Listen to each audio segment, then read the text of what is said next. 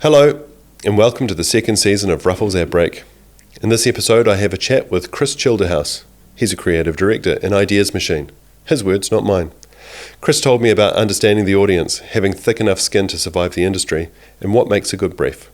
Also, a massive thanks to our sponsor, Pegasus Bay Wines, producer of some of New Zealand's very best wine. Ruffells Ad Break. Hey Chris, I did a little bit of looking at you online to read through, who you are and what you are. Did you find me or the professional shooter in the UK? Oh shit. He's way more interesting. You should have, unless you wanted to talk to him and you've got the advertising hack instead. Do you have his number? Yeah. Can we? Yeah. I would get on a phone. Yeah. And get the right you Chris might have to get him online. So there are two versions of Chris, and I'm sort of more interested in the real version rather than the online version. And when we write our LinkedIn profile, we write some kind of job title and what I did and all that kind of stuff. And I mean, it looks really impressive. It looks like you've had a really good run so far. It's certainly not over. But if you were to intro yourself, what would that sound like? It's not that interesting, really. I guess It's not interesting to you, or it's not? No, it's probably not interesting to anyone. Look, I've spent, 25 years in ad agencies here in the UK, and then about sort of 6 or 7 years ago, decided I needed to change. So did my own thing for a bit, went to Xero for a bit, and now sort of doing my own thing a bit. So I do talk to clients, provide ideas and campaigns, and talk to marketers, and do work with cool people like you, and create films and ads and radio spots and all sorts of stuff. One of the things it says is that you're an ideas machine. Yeah, I should have taken that out, really. I think that's an overclaim. I was going to say, how does that work? Because every idea is different, right? I guess what I'm trying to say is I believe that there has to be a solution for every problem. And as a creative person, my idea is to come up with clever ideas that solve usually marketing problems. But I would also like to apply that kind of same thinking to broader problems as well. But at the moment, I generally focus on marketing kind of roles. Is that because of the work that you've done previously, or is it because that's what you're finding is easiest to come by? Yeah, I guess so. I can't sort of rock up to the UN and say, "Hey, I'll solve the Ukraine problem." Well, you've given it a go, though. Given it a go. Yeah. Yeah, given it didn't work. Yeah, Putin wouldn't see me. Okay. He was busy. Did you send him some socks? I did send him some socks. Yeah. Yeah.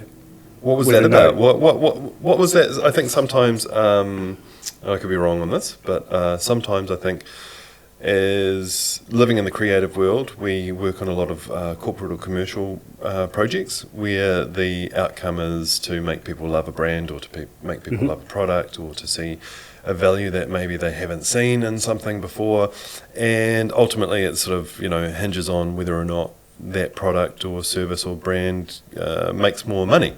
And sometimes we sort of crave this something extra, something a little bit deeper and all that kind of stuff. Is that where the socks came from? Can you talk me through? Yeah, look, I think you're absolutely right. I've worked on a lot of banks and beer brands and car brands and stuff like that, and it's heaps of fun. But at the end of the day, it's quite nice to work on things that are a wee bit more meaningful every once in a while. And when Russia invaded Ukraine, I was pretty outraged, and I was shaking my fist at the TV, when I saw it at night. And I just thought, look, I could do something. And I started to look around at what other countries in the world were doing, and they were sending all sorts of amazing kit and stuff. And New Zealand's not really in that position to do that. But I looked at what we do have, which would be useful, and I landed on wool pretty quickly, and just thought, it's super cold, we've got heaps of wool, let's send some socks. So it's pretty simple like that. And I just thought, look, I'd give it a try and see if I could do it. And it was cool. And a lot of people supported it, particularly sort of rural communities. Always find it hard to say rural. Rural. People that live in the country. Country people. Yeah, country people. They're good people. They got a lot of support from them. So and so we sent I don't know, like 1,500 pairs or something. Yep. Which is cool. Yep. Yeah. And they got there and they got delivered to like the front line. What was the best bit? Was it? I think a lot of us, 2023, when we're recording this, a lot of people sort of feel maybe overwhelmed by the volume of content and information and all that kind of stuff, and don't really know what to do to take action to help anything. It could be anything. So, was there something that you just went, bugger it, I actually have to do something because it doesn't sit right with me, or was it that you thought I can help because of my past, or? I just thought I'll try. I just thought I'll give it a go, and if it doesn't work, it doesn't work. But at least I tried, and which was quite reassuring that. You can kind of do that stuff. You can kind of pull it off, and so it's cool. So it gave me a lot of confidence, if I ever wanted to do something like that again in the future. Yep, great. So, who are we talking to, Chris Childerhouse? Not the professional shooter. What did childhood look like? What did family life look like? What? I don't know. Pretty normal. Just pretty. What's that? What's normal? I don't. Well, yeah, that's a good point. I was born in Wellington, but did most of my growing up in Auckland. There's just me and my bro and my parents. Older, younger brother? Older brother, 18 months older. He's a scientist, so very different from me. He got the brains of the family. I'm not quite sure what I got, but anyway. Good looks. Anyway. So, just sort of pretty normal kind of upbringing. Lots of outdoors, lots of running about, riding bikes, all that kind of stuff. I wasn't particularly academic at school. Went to a very arty secondary school and loved it. Did lots of art, lots of creative stuff like that, which I can kind of see how it kind of led into a career, as a creative. So that was really cool. And was your brother at the same secondary school? Yeah, brother was at the same school. He was being a nerd, I guess. Yeah. No, that's unkind. He was academic, more academic than I am. My wife's a vet. She's a scientist, so she's a nerd. I once had to pull a tea towel out of my dog's ass because he had eaten a tea towel. I could see he was pretty unhappy for a few days. Give it a good chew, and then I think I don't know how it was entire. Okay. Yeah, and so then I could see it sort of poking out of his bum, and I was like. Big dog? Labrador. What was it? He's German Shepherd Cross. Oh, yeah. Big dog. Yeah. Wouldn't have worked for a small dog. I reckon that would have killed it. Would have killed a small dog, yeah. But I liked to gave him a good cleaning out. Yeah, he was pristine. Hey, did you have jobs? When did you have a paper round? Did you do all that sort of stuff? What was the very worst job that you ever had? I had lots of jobs. My sort of parents sort of encouraged me to sort of, well, both me and my brother, to work very hard and stuff. And so I was a paper boy and had a milk run and stuff, and they were pretty hard jobs, but they were good because you were running around. Glass bottles? Yeah, glass bottles, and you'd have, I think it was 6 crates on a trolley and stuff, and you were hooning around, and every once in a while you'd come a crocker and there'd be glass and milk and everything all over the place. But they were very good about it. But the worst job I had was actually later in life. I'd been in advertising for about 3 or 4 years, and I wanted to travel. So me and a mate, we went off and did our OE, and we travelled around Europe, and then we were going to land in the UK and look for jobs. But we were having such a great time in Spain and Greece and whatever that we just stayed as long as we could and spent all our money and arrived in the UK just really skint. And I started immediately looking around for jobs in ad industry, and it became pretty apparent that I was going to take, a month or a couple of months or something. And I just was so skint I couldn't. So I had done a bit of cooking in a previous life, and I sort of talked my way into this chefing job. But the problem is, I probably overtalked myself a wee bit. And when I arrived in this kitchen, I was thinking that sort of, I was going to be one of several chefs, and I'd just be kind of like preparing food and, and it wasn't. It was fucking disaster because they expected me to be the chef and it was a fine dining restaurant, and just the stress, like I just was unbelievable. I had no idea what I was doing. Gosh. And fortunately the restaurant wasn't that busy, and I kind of managed to blag my way through a couple of days, and like I was trying to make sauces and didn't really know what I was doing. It was just horrible. So I think that was definitely the worst job, just because of the stress. Yeah, That I was. How long did that last in total? It probably only lasted about 6 or 7 weeks. Yeah. And in the end, were you fired, or did you? no, I wasn't fired. Was I? I don't think I was. What I worked out was that one of the waiters was an Algerian guy. He was a lovely guy, and he was a chef, but he had terrible asthma, and so he couldn't be in the kitchen because of the heat. And so I said, hey, look, please, could you just come into the kitchen for like 10 minutes at a time, tell me what to do, and then run out and go and be a waiter? And that's what he agreed to do. Wow. And so the two of us kind of managed to get through it, or I managed to kind of get through it. Great. And that gave me enough money to sort of, and in the meantime, I was sort of talking to agencies and stuff, and so I managed to get a proper job, and I left that. But yeah, I would not recommend that to That's anyone. great though. That's great. I mean, it might have been the worst job because of the stress, but what did you learn from that sort of situation? What did I learn? I learned don't bullshit because you'll get rumbled eventually. It'll bite you in the ass. Yeah. Great. Yeah. Do you remember? So you make it to AdWorld. What is the first piece of work that you ever put into the world? It was a TV spot for Refresh. Remember that? The packet juice stuff. Cordial. Yeah. You mix it up with water.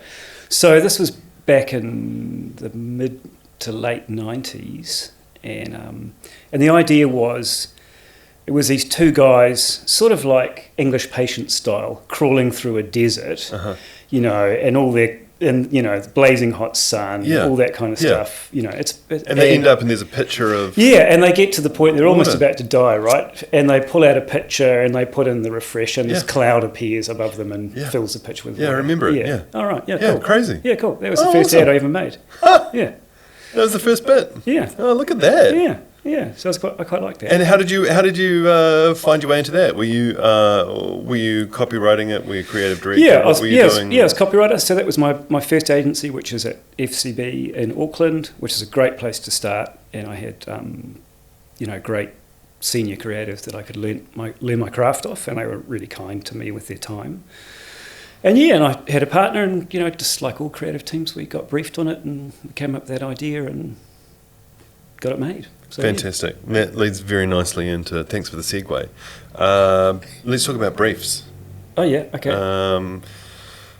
How important is that? A good brief is concise. It's fantastic. It's well thought through. A bad brief is loose and broad and all that kind of stuff. Is that true? What makes a good brief?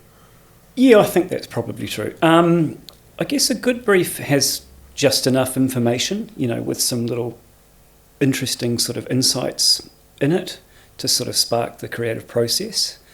Ideally not too long, because you can kind of get lost on, things that aren't important.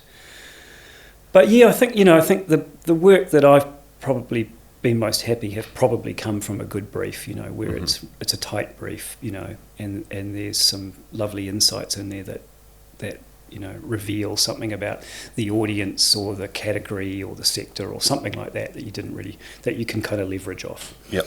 And I think so. An example of that is one of the pieces of work that was probably the most awarded piece that I did was a piece for Forest and Bird. It was a print ad, and the brief had something in it, and it was for a charity. Forest and Bird are a charity, and it said in the brief, it said, the charity sector is incredibly competitive. We need to think of something that will encourage people to open up their wallet. And I looked at that, and I pulled out my wallet, and two things happened. which surprised me. One, there was actually money in my wallet, which was quite rare. And the second was there was a $5 note, and I pulled it out, and I looked at the $5 note, and there was a bird on the $5 note. And from that inspired the idea. So I think it was amazing, just that one sentence, and if that sentence hadn't have been in that brief, I wouldn't have picked up my wallet, and we probably wouldn't have landed on that idea. So I think it's incredibly important, the information that goes in the brief. And then is that intuitive? Is that a process? Is it just have a play and see what happens? Is there a period of time that an idea has to incubate? Is it that the ones which come early are the best, or is it the ones which come later on? What?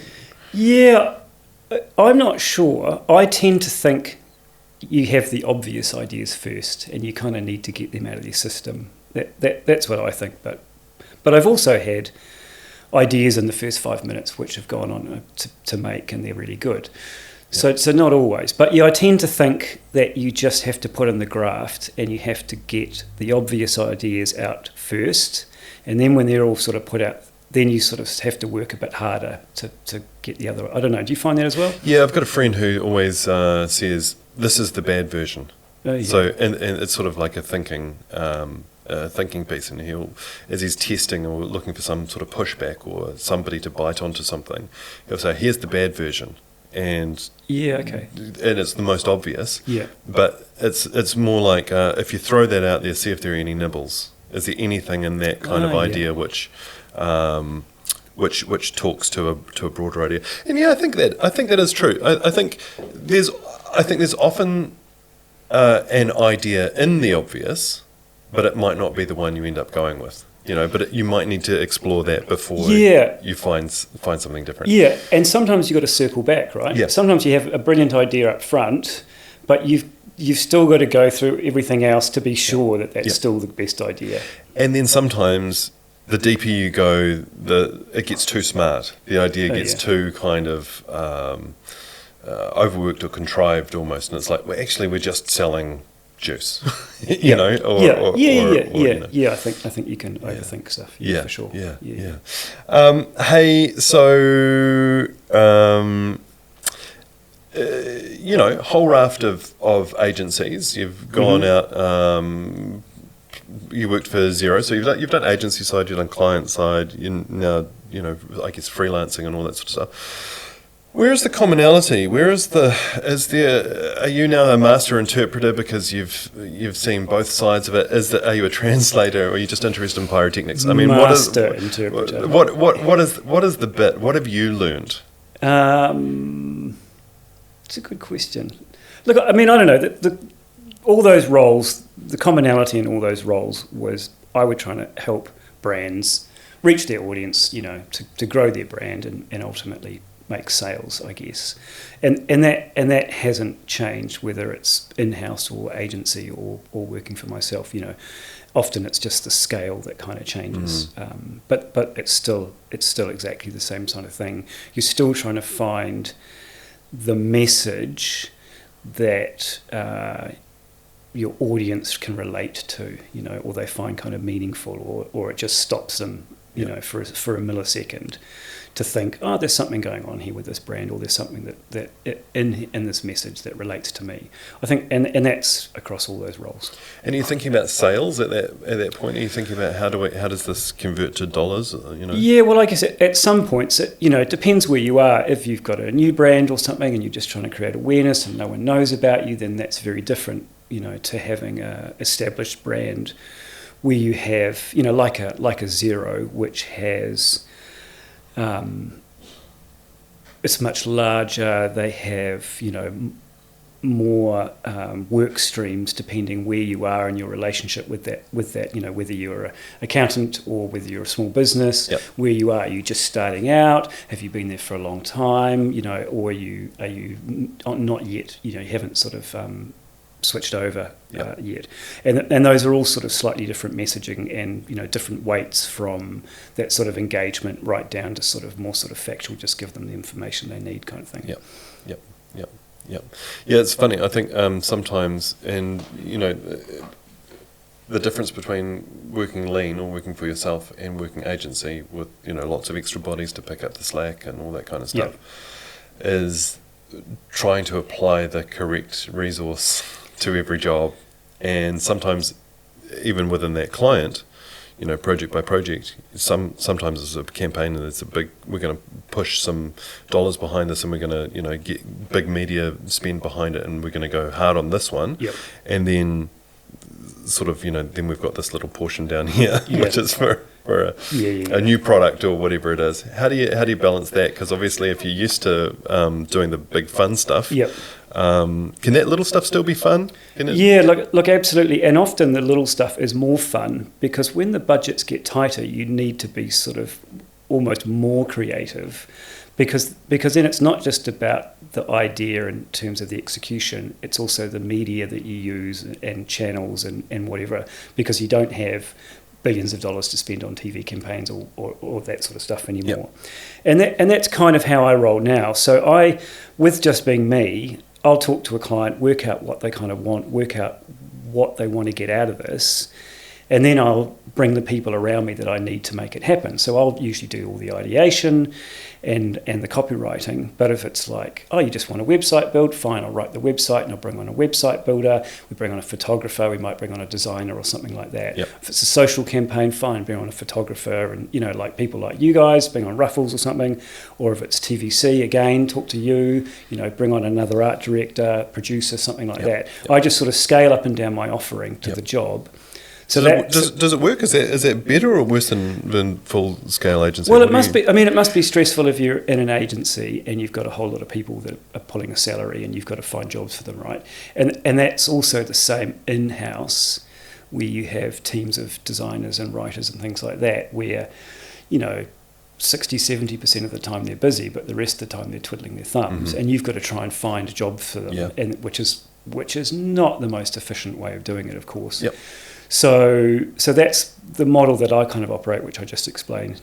I just use freelancers, and there's heaps of freelancers out there, and they're really good. And because I've been in the industry for so long, I know lots of really clever people. So I just ring them up and go, hey, I've got this project for a couple of weeks or something. Can you come and give me a hand? And that's how it kind of rolls. Yep. And then at the end of it, everyone goes home, and clients sort of paid the money they want to pay, and hopefully we've made something cool. Yep. So what is it that you want to get out of the work that you do? What is it that Chris Childerhouse, not the shooter, wants to get out? What do you want to get out of the work you do? What's important to you? Well, I guess it's got to work. So it's got to work. Client's got to be happy. It's got to deliver ultimately what they're kind of looking for, and hopefully it's kind of cool and like we like it and it makes me happy, and that would be great. That's a tricky one sometimes, what they're looking for. I heard a podcast not that long ago, and they said, whenever they go into a boardroom and there are a whole bunch of people, they've got the CMO, they've got marketing coordinators, perhaps somebody in sales, and they sit around and somebody says, we want a really creative idea, and they say, right, individually, one by one, what's the most creative idea? Mm-hmm. Because it's all subjective, right? Yeah. So how do you make sure that you balance that one? Again, is it going back to the brief? Is it pushing back on a brief? Is it digging in deeper up front, or is it communicating throughout the whole process? How do you marry those up? Yeah, it's probably a bit of all of that. What I really noticed making the change from agency to in-house, which I really enjoyed, is I got to work much closer with the marketers, and you have a better understanding of the business challenges, the customers, the customer mindset. You sort of, that information in agency is usually the governance of the strategy, the planner, which is, and they're mega clever people usually. Mm-hmm. But it means that not all that information trickles through to creative. And so sometimes you come up with really cool ideas and you present it, and the clients come back with, but there's this challenge that perhaps wasn't in the brief because we didn't think it was important. But for that reason, the idea's not going to fly. And when I started working much closer with marketers and understanding the business and their customers, like I said, I think it does open you up for better ideas that are gonna work, because you understand the business so well. We did this really cool project in the UK for accountants, and in January... And this is for Xero, yeah, right? sorry, for Xero, yeah. And we had this really cool project where we were talking to the marketers, and I just sort of said, hey, look, tell us, what are accountants, what's their life like, you know, what are they going through, how's Xero helping, all these sorts of things. And we talked about it in a bit, and then they said, oh yeah, and of course then there's January. And I'm like, what do you mean January? And they're like, well, you know, it's winter, it's dark and cold and miserable. They've had a really short Christmas break of just a week or something, and they've got end of year stuff to file at the end of January. So for accountants, January is just the shittest of months ever. Yeah. And so I started thinking about that, and I thought, now that I know that about that audience, what can we do to make that month slightly less shit for them? And so we created this thing called Jokes for January, where we delivered a joke for every working day in January. And we got this really good comedian, and we got him to write some jokes, and we filmed it all. And actually, pity we didn't use you guys. It would have been, we weren't in the UK, because you guys would have been great. Nice. And yeah, we just, and it went gangbusters, right? And it wasn't about trying to sell Xero and trying to tell you the features and all this sort of stuff. It was just acknowledging we understood what our audience was going through in this particularly shit time.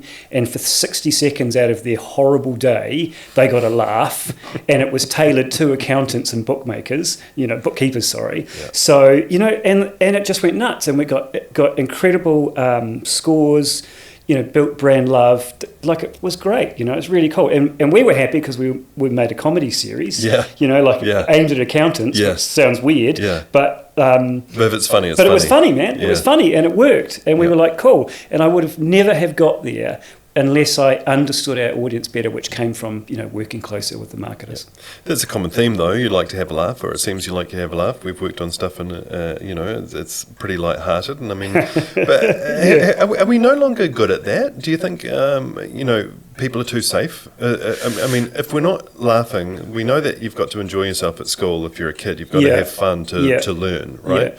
Why do you think, you know, are there too many constraints on us these days, or are people too conservative about what their dollars are doing? Because look, I don't know. I don't know. I'm not sure either. I just think there's an opportunity to make heaps of laughs, and we like to laugh in this country. Yeah, we should be. Everything should be funny. Pretty much everything. Yeah. It's mostly a joke, isn't it? Yeah, yeah. It almost seems like some of the big brands almost get to funny, and then they get safe because somebody gets frightened. Or is it because there are too many chefs or too many minders stopping is it death by 1,000 emails? Yeah, look, might be something like that. Yeah. And I think also when stuff gets more expensive, then obviously there are more people involved. And they start going, hold on, we're spending a lot of money on this thing, which you tell us is going to be funny, but we're not really sure it's going to be funny. So, and humour is subjective, right? Yep. So I think that's when people get a bit cautious, perhaps, and particularly, and you know, you need brave clients. And look, there's plenty of businesses out there that do great work and are brave, but I think you're right. Some stuff they are just maybe a bit too cautious, and that's where. Often going back to the budgets, often the smaller budgets is where there is the most opportunity because there's kind of less eyeballs, there's less kind of pressure. People are more open to being a bit sort of braver and testing the stuff. Yeah. I think it's like back in the day when it was only going online. It was an online video. It wasn't sort of seen as being a real piece of content because nobody really understood what it could do yet. Even though it was in HD before TV was, it had broad reach, you know, and people could access it. So, it's interesting how those have shifted. Tell me about, if you will, what's a war story? Where did it go wrong? One that went horribly wrong, either a job, a client, a boss, something that went horrifically wrong for you, or have you blanked that out of your memory? Yeah, I've probably got lots and lots of stories with that. There was an occasion early in my career where we were doing a project for an international fitness brand, and we had this idea, and I can't even remember what the idea was. But anyway, it had some pretty impressive locations. It was Paris, Rome, Tokyo, New York, London, Cairo, whatever, right? Yep.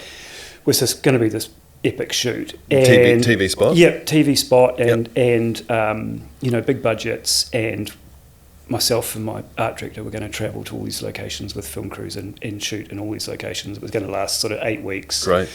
This is sort of before I travelled very much, so it was pretty exciting. And sold it in, got buy-in, started talking to production companies, got as far as even tentatively booking flights and things like that. And then it was there were these sort of, you'd hear it muttered under your breath in meetings like, do we really need the copywriter to go as well? And so I'd be like, yeah, totally, because, the scripts change, all the time. It's going to. Yeah. So I managed to kind of, keep it. But it was just every other day there was another, that would come up again and again and again and again and again. And then eventually they cut the copywriter. Oh. Yeah. But anyway, the good news is actually the whole job got cancelled in the end, so my art director didn't go either. Great. So, yeah. That would have been impossible. Oh, yeah, that would have been Imagine that. Oh, he would have, yeah. Come back and told you all the stories. I would have had to take a big shit on his desk while he was away. There we go. Yeah, and it would have sat there for 6 weeks. That wouldn't have been very nice when he got back. No, it wouldn't. Well, not nice for me, though, because he did sit next to me. You had to deal with it. So I would have had to clean it up. You had to make your bed. Yeah, there we go. Wouldn't have been great.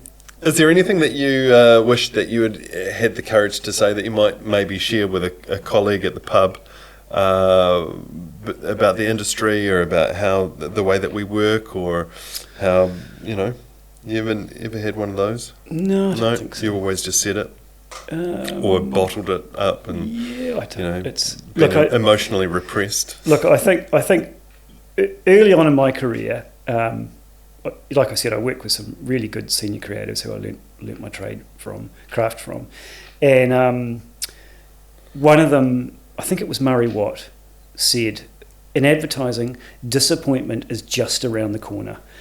And he was so true, right? Because you spend so much time and effort coming up with what you think are this amazing ideas and doing stuff, and then they get cancelled or they don't get bought or whatever. The wind changes.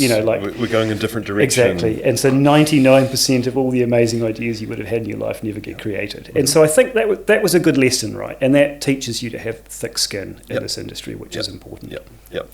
What about timing? I mean, if maybe for us a little bit more in here because of the earthquake stuff as well, but everybody's had to go through pandemic. Mm-hmm. That was really hard. Nobody knew that was coming. A few people sort of assumed that would happen at some stage.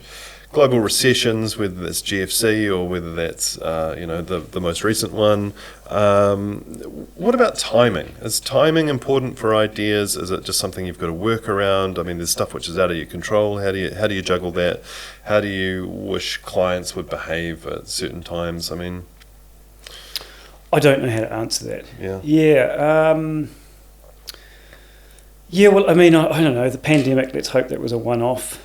Probably I think not, I think the only positive thing to come out of the pandemic was this remote working, where you didn't have to be chained to a desk sort of 5 days a week. I think that's the only positive thing. And I think people have had to trust people to actually get the job done, when you can't see them, and people do it, right? Everything gets done, right? Even though they're not sitting across the desk from you.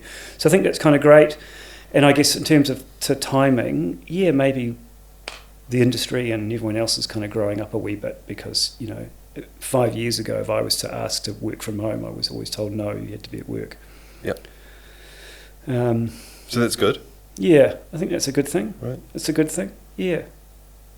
So does that then make the whole work-life balance easier, or are we getting softer, or is it we're demanding more? Is it because we've got Gen Zs who... We're absolutely getting softer, because no one's as tough as our generation.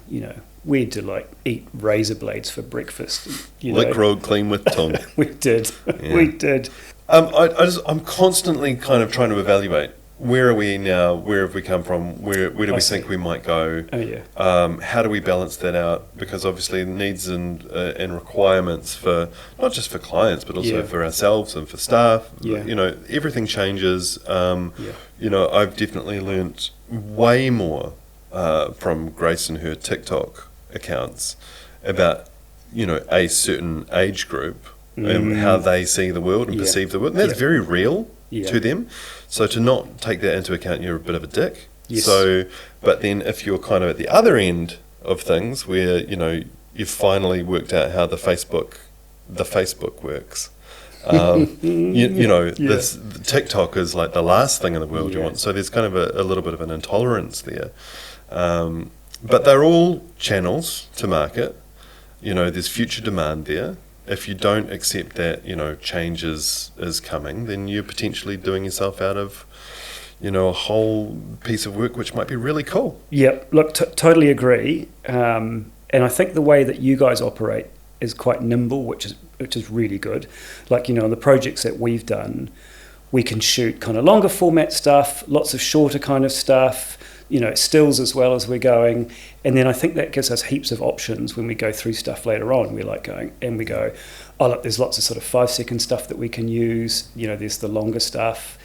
It's really useful. And then that also lends itself to, yep, that's going to go on that channel, that's going to go there. It's not quite cool enough for TikTok yet or something, but next time we'll do something that you know. Yeah. So, yeah, you know, I'm always evolving, I like to think, hopefully. Yeah, you know, I'm not cool and young like Grace, though. It's true. Maybe I could borrow Grace sometime. I would just take her. Just follow her TikTok. Follow the TikTok. She's always hucking it, you know, on scooters. Is she? Scooter hucker. Scooter hucker. She's shaking her head. Yeah. She's just. That's just at the conversation. That's not. This is at both of us. Two old white men talking on a podcast. Yeah. You know. Yeah. Look at that. Yeah. Just two more. Thanks, Chris. Pleasure. I've enjoyed this chat. Pleasure. Mostly. Have you? What about? Did you not? Was the shitting on the desk a bit too far? Is that too far? I don't know if that's too far. I don't know if that's too far, but they've both been the shit references between that and the tea towel. Oh yeah, it's quite a bit in there. Yeah, there's a bit in there. But no, I've really enjoyed it. Me too. I've got to go cruising though, because it's only, you can't cruise between 10 and 5. It said. No. So I've got. Before or after, got, you know, almost 11 hours of cruising. Yeah, get involved. Get involved. A shitty beaten up Alteza. That's what you've got to do. Really? Yeah. I saw one at the scrapyard just as we were up the road. Easy. Yeah. That's for you. I might need Grace to push me. No trouble. She can huck it. She can huck it. Thanks, Chris. Cheers, dude. Thanks for having me. Thank you very much, sir. Thanks for listening, Pod Peeps. For more info on how we work or what we can bring to your business or project, get in touch at ruffles.co.nz. See you on the next one.